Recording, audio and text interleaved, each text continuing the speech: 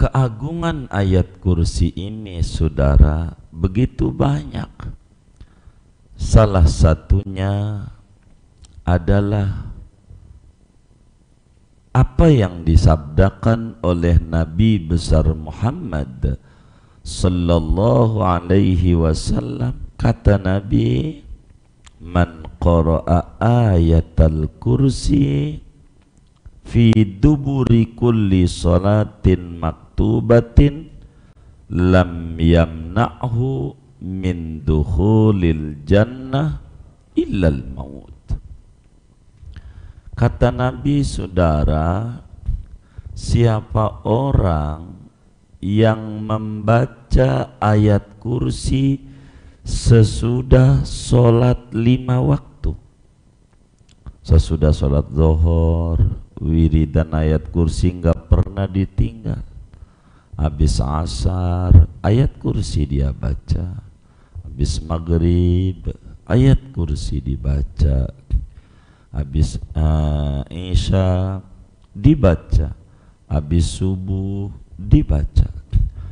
Bila orang saban harinya setelah sholat 5 waktu ini membaca ayat kursi, kata Nabi nih, lam yamna'hu min dukhulil jannah illal maut. Pastikan orang itu masuk surga dia.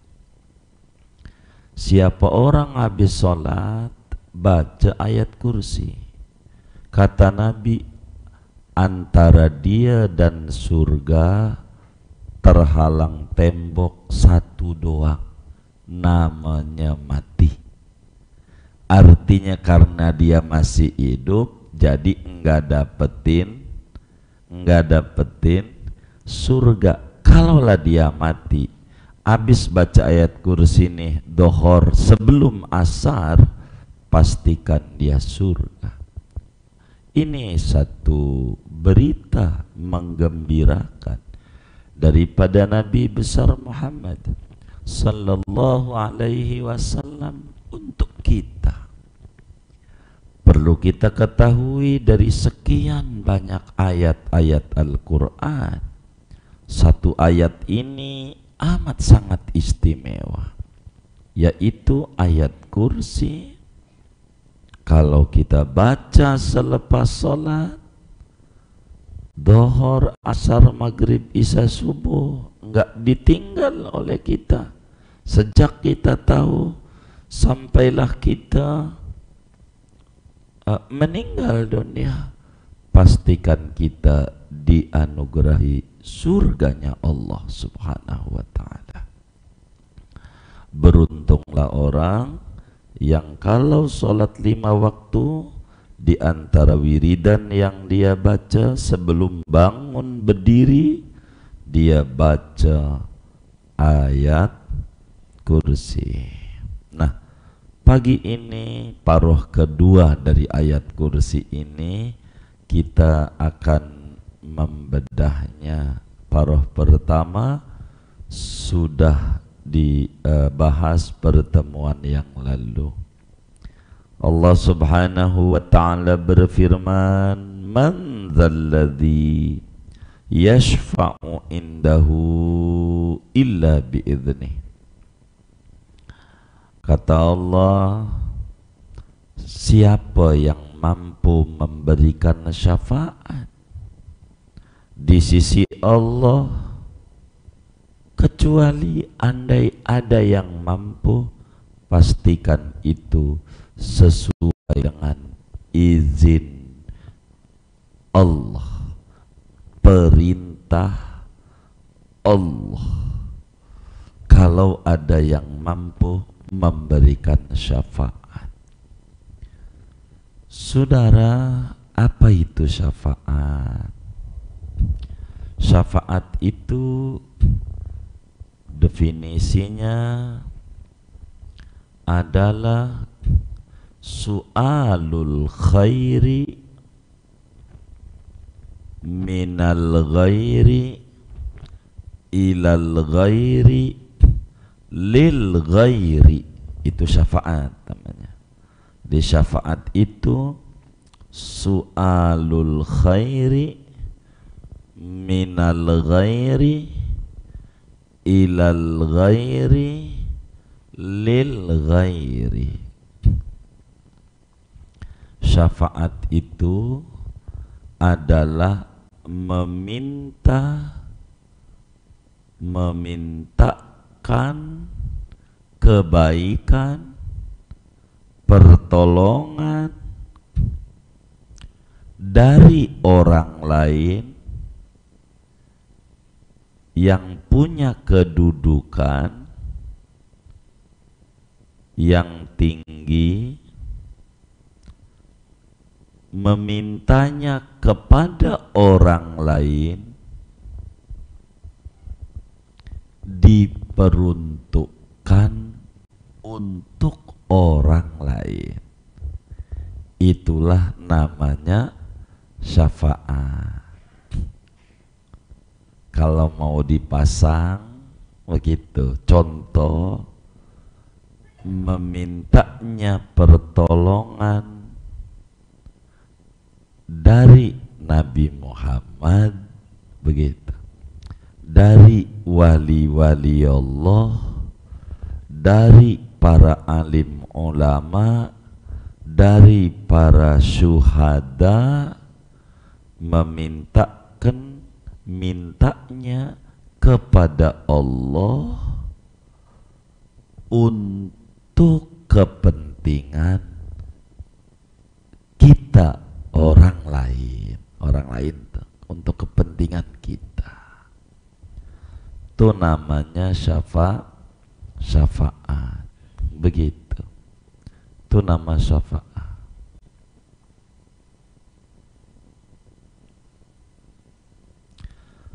Jadi memintakan pertolongan dari orang lain semacam mahasiswa kepada pimpinan MK untuk kepentingan umur orang lain. Namanya syafaat. Tuh begitu tuh. Dunia aja kalau dekat orang begitu dapat syafaat. Di akhirat itu ada namanya syafaat. Di akhirat ada syafaat. Yang memberi syafaat 3 kata Nabi. Yasfa'u yaumal qiyamati salasatun. Akan memberikan syafaat pada hari kiamat 3 golongan. Al-anbiya'u, orang yang pangkatnya Nabi. Tsummal ulama'u, kemudian ulama, wali-wali Allah. Ketiga, tsummas syuhada, kemudian para syuhada yang bisa ngasih syafaat. Dari yang pangkatnya Nabi, rajanya pemberi syafaat adalah Nabi Muhammad sallallahu alaihi wasallam, sampai Al-Imam Abdurrahman As-Safuri di dalam kitabnya Nuzhatul Majalis menjelaskan ada 11 macam syafaat-syafaat daripada Nabi Muhammad sallallahu alaihi wasallam. Imam Nawawi di dalam syarah Sahih Muslim Minhajul Muhaddisin menyebutkan 5 syafaat istimewa Nabi Muhammad sallallahu alaihi wasallam. Yang terbesar adalah syafaatul uzmah. Syafaatul uzmah, yang dapetin syafaatul uzmah binatang, besarnya itu karena kemari binatang, orang kafir, orang maksiat, orang mukmin biasa sampai para nabi dapat juga daripada syafaatul uzma. Orang kafir yang ora pernah minta aja dikasih, itu namanya syafaatul uzma. Jadi kalau kita minta, jangan minta ini mau kagak minta juga dikasih. Jangan yang pasti dikasih kita minta, rugi. Salawat dan salam selanjutnya, salawat dan salam moga Allah sampaikan kepada Nabi Muhammad. Moga-moga dengan salawat yang kita baca, kita kelak dapat syafaatul uzma. Ini sih nggak usah moga-moga, pasti. Jangan diminta ini mah udah pasti. Barang yang udah pasti jangan diminta.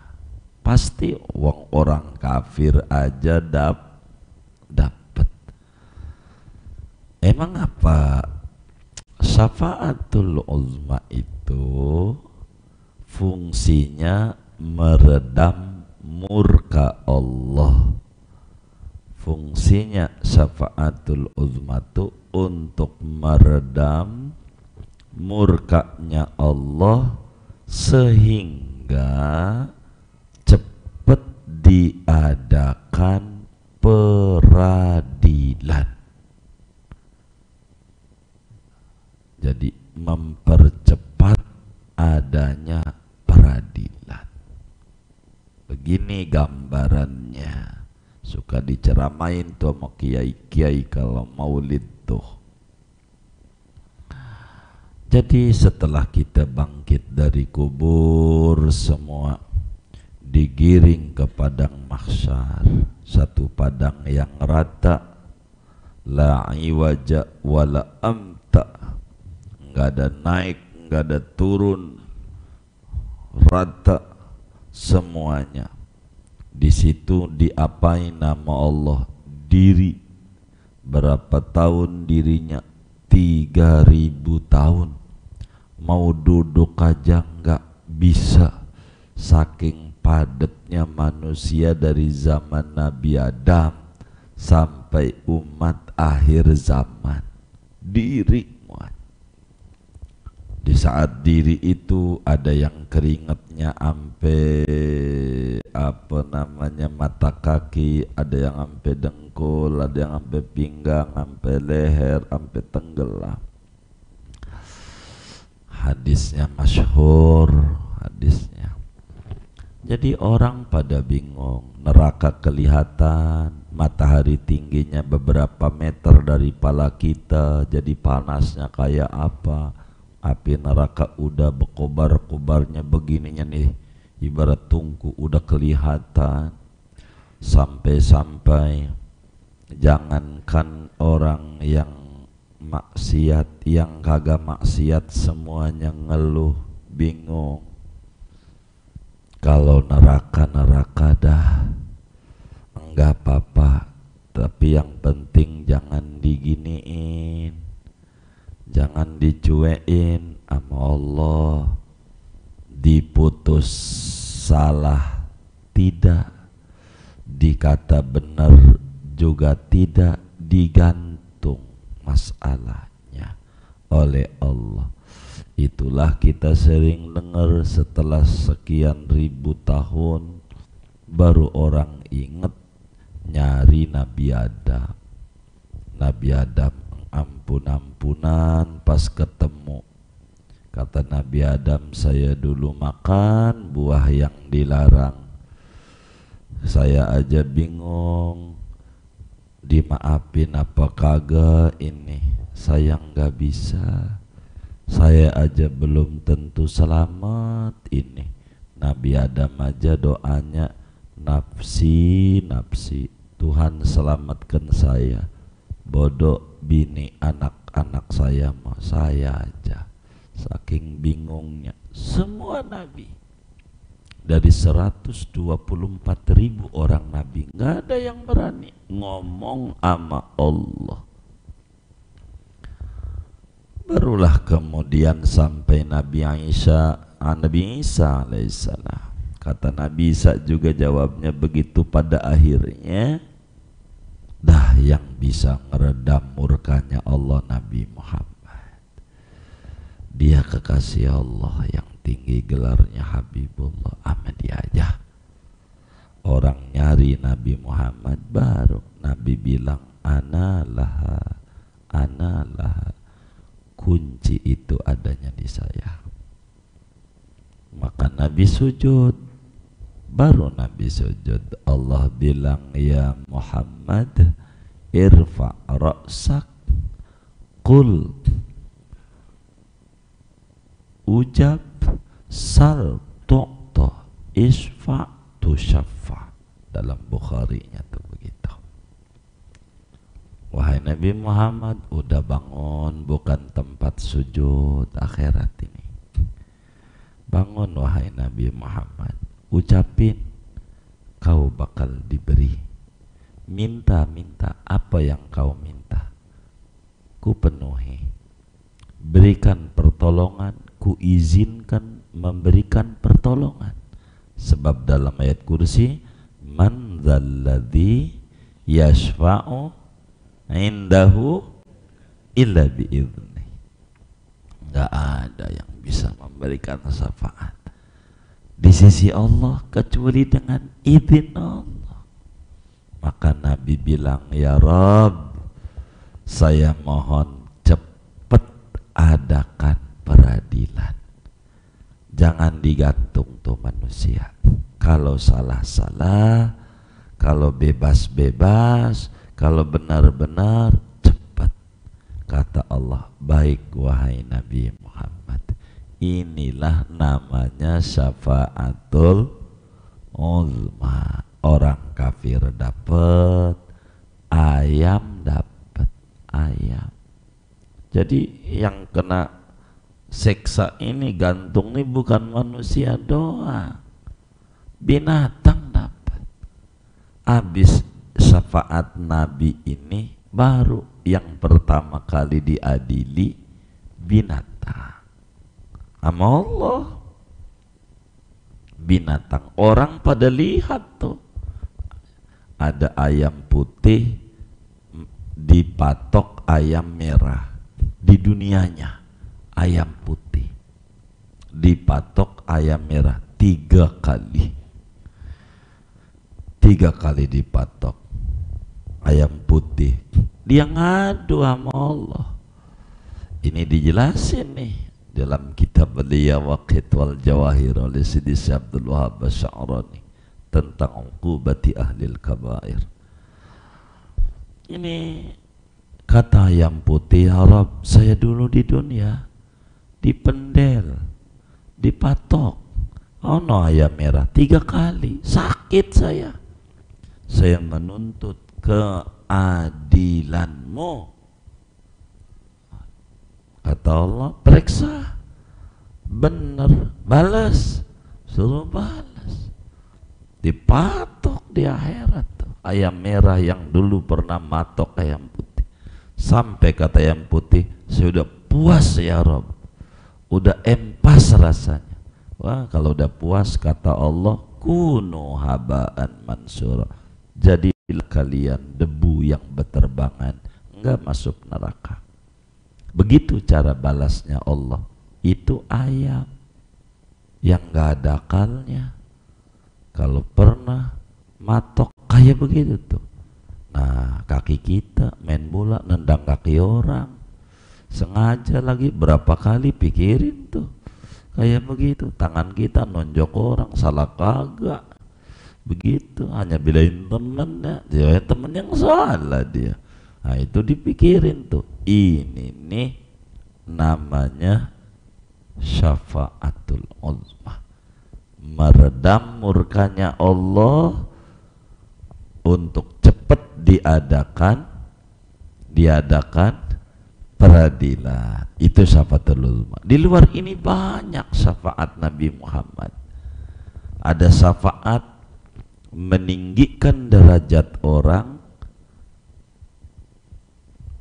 untuk dapetin surga dengan baca sholawat bangun tidur 10 kali. Mau tidur 10, kata Nabi, man shalla alayya hina yusbihu asra marrat halat lahu syafaati.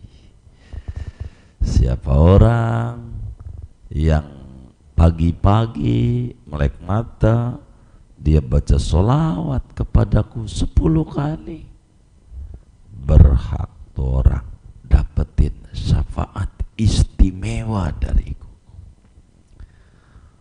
Baca bangun tidur, Allahumma sholli ala Sayyidina Muhammad wa alihi wa ahlil khandaq waftah lana minal khairi kulla mughlaq.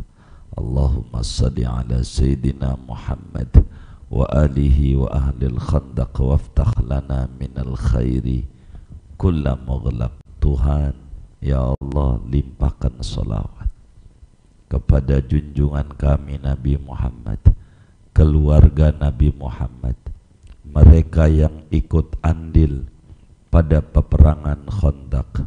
Ya Allah, dengan keagungan mereka buka untuk kami segala macam pintu kebaikan, keberlimpahan barokah, kesuksesan, kesenangan, ketentraman yang masih terkunci, ya Rabb. Jadi biar dapat syafaat daripada Nabi Muhammad sallallahu alaihi wasallam. Jadi man dalladzi yashfa'u indahu illa biidnih. Maknanya tidak ada seorang pun daripada penduduk langit dan penduduk bumi pada hari kiamat yang mampu memberikan syafaat di sisi Allah. Tidak ada kecuali andai ada bi amrihi, dengan perintah Allah. Karena hak syafaat adanya Allah, di Allah saja. Bila Allah izinkan hambanya memberikan syafaat, seperti orang-orang yang taat kepada Allah, kelas nabi, kelas wali, kelas ulama, kelas syuhada, maka dia bisa memberikan syafaat. Bisa.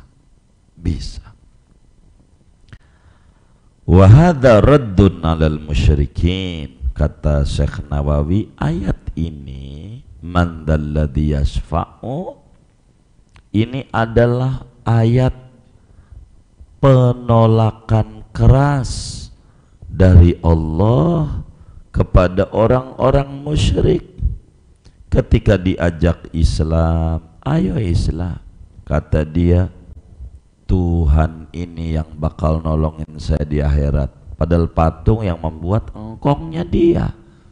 Begitu, engkongnya dia yang buat. Begitu, ada si Made, ada si Putu, begitu yang buat. Begitu. Jadi nyembah berhala dia, nyembah berhala, begitu. Maka dianggap berhala bisa bela di akhirat karena disembah. Kagak. Karena Allah tidak mengizinkan kecuali kepada yang taat. Kalau orang tuh taat bisa nolongin, memberikan syafaat. Orang soleh itu bisa. Ya Allah, sampai dijelaskan kam min sariqin hasal min ghairi an yatamanna bibarkati suhbatil akhyar. Berapa banyak maling Orang yang niatnya nggak benar bisa dapetin syafaat tanpa dia minta, kepengen, berkat bergaul dengan orang-orang mulia. Syafaat kaum salihin, wali-waliullah, syafaat tuh kayak begitu. Wali Allah, orang soleh bisa ngasih syafaat karena izin Allah. Diceritakan Sayyidah Rabi'ah Al-Adawiyah, makamnya di Mesir, dekat Sidi Dunnun Al-Misri, bloknya, kaplingnya, makamnya di Fustat. Hidupnya ada maling masuk ke rumahnya. Rabi'ah Al-Adawiyah ahli ibadah, wali. Ada maling masuk, ngambil duit, ngambil segala macam, mau memperkosa Sidi Rabi'ah Al-Adawiyah. Kata Rabi'ah Al-Adawiyah, lu ambil duit, ambillah, barang-barang saya mas saya ambil. Kalau mau sama saya minta sholat dulu 2 rakaat. Suruh sholat tuh maling. Iya, ini bukan maling zaman sekarang, ini maling zaman dulu.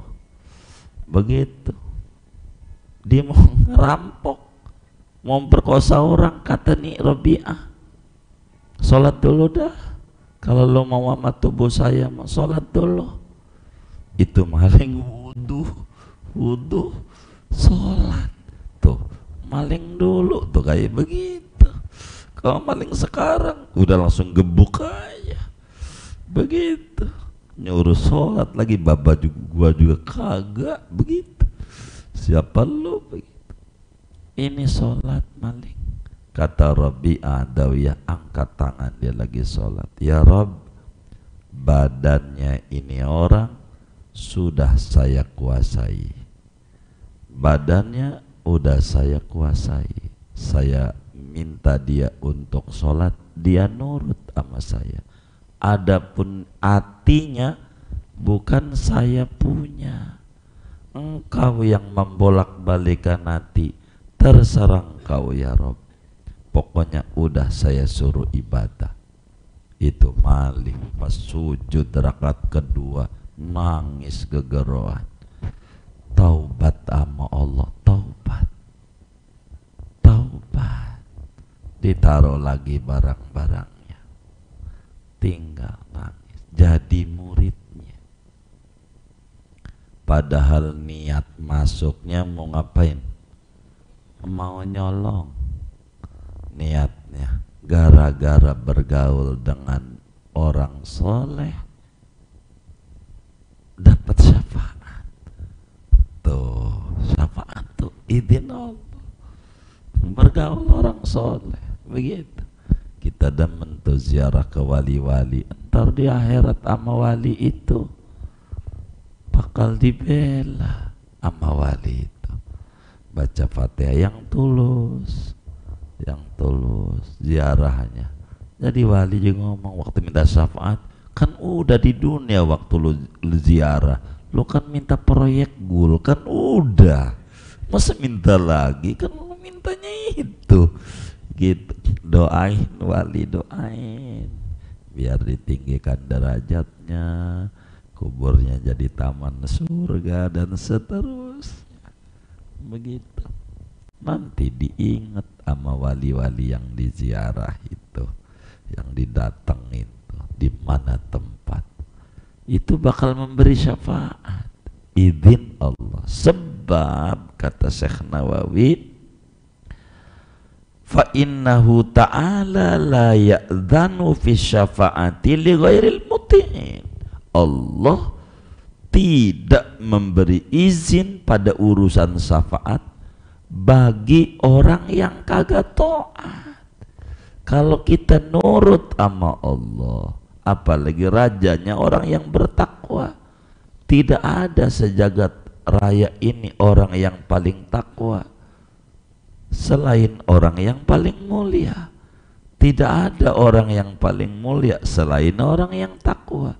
Orang yang paling mulia dan paling takwa enggak ada lagi sejagat raya ini kecuali Nabi Muhammad sallallahu alaihi wasallam. Dalam Al-Quran dijelaskan, inna akramakum indallahi atqakum, sesungguhnya yang paling mulia di sisi Allah yaitu orang yang paling takwa. Siapa? Nggak ada lagi yang paling takwa, itu Nabi Muhammad. Yang paling mulia itu ya Nabi Muhammad. Maka syafaatnya luar biasa Nabi Muhammad. Tuh syafaat ini hebatnya ayat kursi, itu menerangkan segala hal. Ayat kursi maka kadang dibuat candaan orang. Kalau musim pilpres saja, pileg, ayat kursi ini getol dibaca biar dia jadi dewan. Begitu baca ayat kursi, begitu udah jadi aja katanya. Ama ayatnya lupa, ingatnya kursinya mulu, kursinya. Begitu kata orang-orang, begitu. Ayat kursi, wirid ayat kursi, akhirnya gara-gara tuh caleg baca ayat kursi, berkahnya ibu-ibu minyak goreng enggak beli, ada yang bagi. Bener enggak? Tuh gara-gara dibaca ayat kursi dia dapat minyak goreng aja. Begitu dari caleg, begitu tuh. Saya curiga sama yang nyengir tuh dapat kayaknya tuh, begitu tuh gitu, minyak goreng aja. Ya'lamu ma baina aidihim wa ma khalfahum. Allah subhanahu wa ta'ala itu mengetahui yang di depan, yang di belakang. Allah tahu yang di depan kita, yang di belakang kita, dosa-dosa kita yang kita enggak tahu sekarang. Pokoknya kata kita, gua punya dosa banyak aja. Berapa percisnya? Padahal kita yang ngerjain. Tapi Allah mau tahu berapa dosa kita percisnya. Sampai pasir yang ada di Masjid Al-Ikhlas, waktu bangun sampai niari ada berapa butir, tahu Allah. Sebab Allah sifatnya al-ilmu, dia mengetahui segalanya, yang di depan, yang di belakang. Begitu Allah tahu. Maka kita nggak tahu yang di depan, yang di belakang aja kita kagak ingat. Begitu, kita di belakang tembok kagak tahu, kita di depan ada apa kita kagak tahu. Begitu, kagak tahu, cuman ngira-ngira doang. Begitu, satu putaran itu ngira-ngira, itu nggak kayak Tuhan aja kan, belum 14 Februari ya kan, udah tahu aja. Enggak, yang tahu Allah doang. Ya'lamu ma baina aidihim wa ma khalfahum. Jangan nyerah. Itu mah ngapa?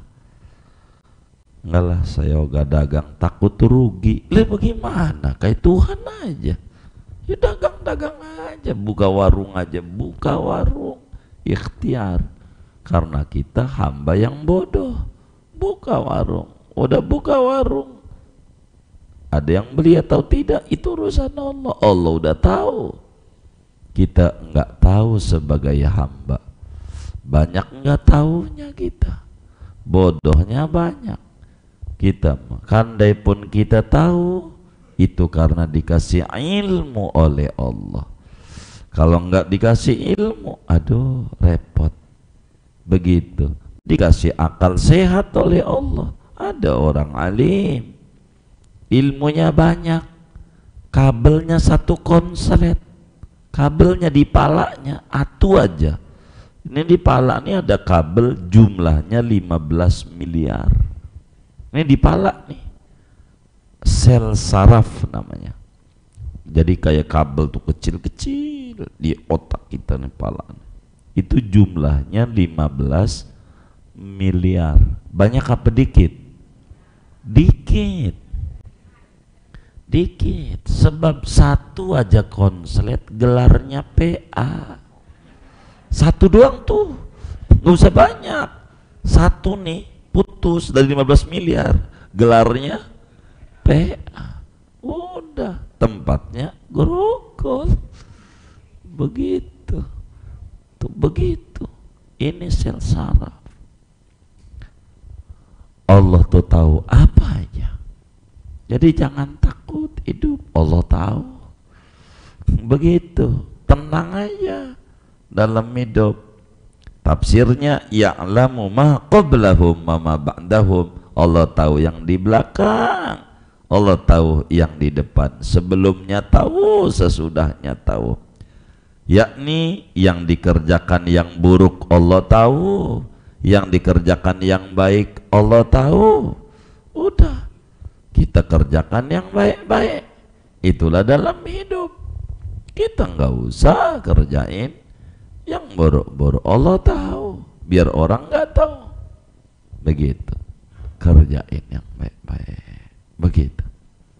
Apa aja ujungnya kemana udah diketahui oleh Allah. Wala yuhituna bisyai'in min ilmihi illa bimasya.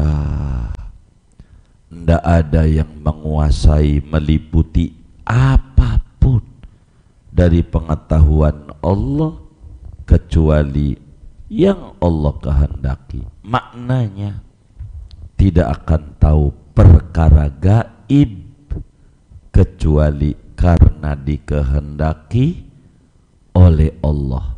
Bagi wali-waliullah tuh ada namanya kasyaf. Kasyaf itu dibukakan hijab tentang alam-alam gaib. Alam gaib itu nggak bakal bisa menembus pada ilmu Allah ini kecuali yang Allah kehendaki. Sayyidina Umar bin Khattab lagi khutbah di Madinah. Kasus ini saya lupa ini, kalau tidak khilaf di Azerbaijan, kalau enggak khilaf kan jauh ribuan kilometer dari Madinah.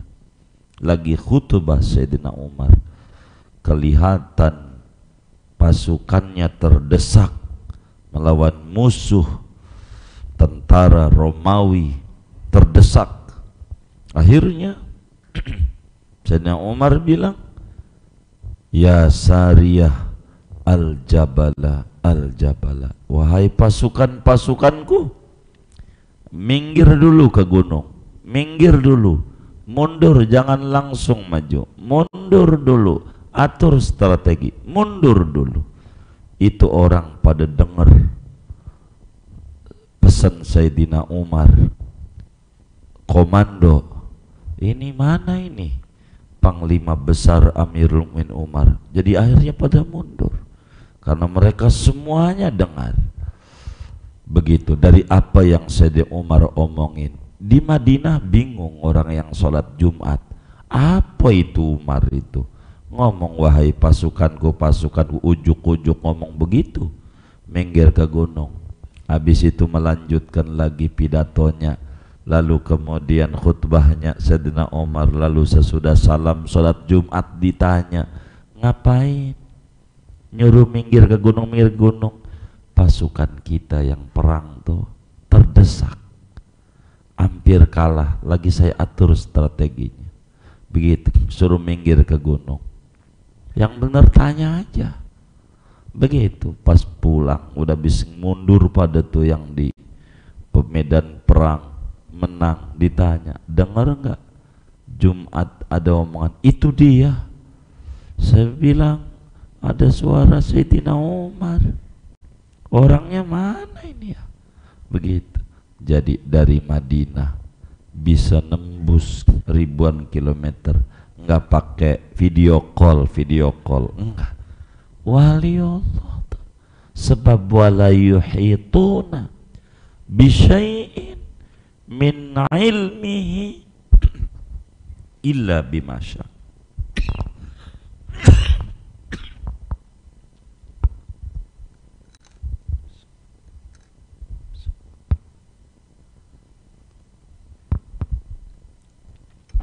Kata Syekh Nawawi, innahum la ya'lamunal ghaiba illa inda tila'illa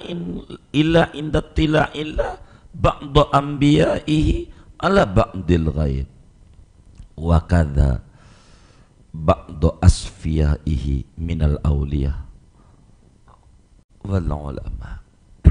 Itu begitu, saudara. Jadi kalau ada orang diberikan kasyaf kayak begitu, Habib Empang Bogor, dari Bogor nih, namanya Habib Abdullah bin Muhsin Al-Attas, lagi ngajar ngaji di Masjid Empang Bogor. Itu dia punya baju digulung-gulung, bajunya digulung-gulung dari lekarnya, tangannya masuk bawah lekar, pas diangkat begini netes keluar air banyak. Orang nanya, kenapa Bib? Ada orang minta tolong, perahunya kena badai, minta tolong, habis nolongin dia. Kata Bib, nah dia di Empang Bogor kan jauh, Bogor mau dari laut ya, begitu gitu. Kalau Empang emang juga Empang tempatnya kan, judulnya aja Empang Bogor ya kan, begitu. Laut, begitu. Orang tengah laut, dia bilang perahunya apa itu kena badai, pecah. Dia bilang, ya Habib Abdullah bin Muhsin Al-Attas, tolongin anak ini Beb, tolongin. Itu lagi ngajar nolongin, jauh. Kok bisa? Sebab wala yuhituna bisyai'in min ilmihi illa bimasya. Enggak ada yang bisa meliputi pengetahuan Allah kecuali apa yang Allah kehendaki. Allah perlihatkan kepada orang-orang pilihannya perkara yang gaib, tapi bisa. Itulah karamah kalau ulama. Kalaulah Nabi mukjizat, itu kayak begitu, perkara gaib. Atau kayak siksa kubur, Nabi dongeng, ada orang mati di kubur disiksa, yang satu gara-gara kencing gak beres, yang satu gara-gara tukang ngadu domba. Itu dongeng begitu dari mana Nabi? Wala yuhituna bisyai'in min ilmihi illa bimasya. Perkara yang gaib enggak bakalan orang-orang pilihan Allah melihat kecuali atas kehendak Allah. Jadi makhluk satu pun gak tahu apa yang ada di ilmunya Allah kecuali karena Allah kasih tahu. Ayat kursi. Orang kalau pengen tinggi derajat, emang ayat kursi. Ayat kursi itu begitu. Habib Abbas Rawa Bokor bacanya ayat kursi. Habib Hasim ayat kursi. Bin Ja'far Al-Habsyi ayat kursi ini dahsyat. Wasi'a kursiyus samawati wal ardo, kursinya Allah. Kita wajib percaya ada namanya kursi di langit, dan kursi ini bukan aras, aras lain lagi. Di atas langit yang ketujuh, kursi ini lebih luas dibanding bumi dan langit. Gedean kursi ini. Kursi agungnya Masya Allah. Wala ya'uduhu hifduhuma, Allah enggak pusing, Allah enggak capek jagain, pikirin langit ama bumi. No langit gede kayak begitu, enggak pakai tiang, enggak roboh, dijaga sama Allah. Allah kagak capek ngurusin langit bumi yang gede kayak begitu, timbang ngurusin kita seupil doang gedenya kita nih. Begitu, masa iya Allah capek ngurusin kita? Enggak. Jangan takut. Begitu, jangan takut enggak makan kita. Begitu, jangan takut. Ayat kursi itu dahsyat dalamnya. Kita itu dapat perlindungan dari Allah kalau baca ayat kursi. Dilindungi, dijaga oleh Allah. Dijaga oleh Allah. Kalau baca ayat kursi. Ayat kursi itu begitu, ayat kursi. Itu dahsyat. Makanya dalam ratib haddad yang pertama kali dibaca ayat kursi, ratib haddad. Makanya ratib itu dahsyat. Ayat kursi dulu. Sebab ini luar biasa. Ayat ini meninggikan derajat. Kenapa orang baca ratib haddad? Menjadi qabul hajatnya, menjadi sembuh daripada dia punya penyakit, menjadi dilapangkan dari kesempitan. Rahasia di dalamnya ada ayat kursi. Ayat kursi emang dahsyat. Begitu. Allah kagak pegel ngurus langit, ngurus bumi yang gede kayak begitu. Apatah lagi ngurusin kita, ngurusin kita. Enggak. Jangan takut, minta perlindungan sama Allah, banyak-banyak baca ayat kursi. Asrarnya nanti Allah berikan. Wa huwal aliyyu, Allah itu maha tinggi. Apa itu maha tinggi? Enggak ada sesuatu yang serupa dan sama dengan Tuhan. Walam yakullahu kufuwan ahad, laisa kamitslihi syai'un. Enggak ada. Dia tinggi, enggak ada yang sama dengan Allah, enggak ada. Al-Azim, yang agung. Apa maknanya? Selain Allah hina. Kalau kita pengen agung, pengen besar, maka dekati Allah yang Al-Azim, yang agung. Nanti yang hina ini akan diagungkan oleh Zat yang maha agung, yakni Allah subhanahu wa ta'ala. Ayat kursi adalah satu ayat yang amat sangat luar biasa kandungannya. Tidak sedikit ulama memaparkan ini berjilid-jilid. Ada tafsir ayat kursi setebal kitab kita ini.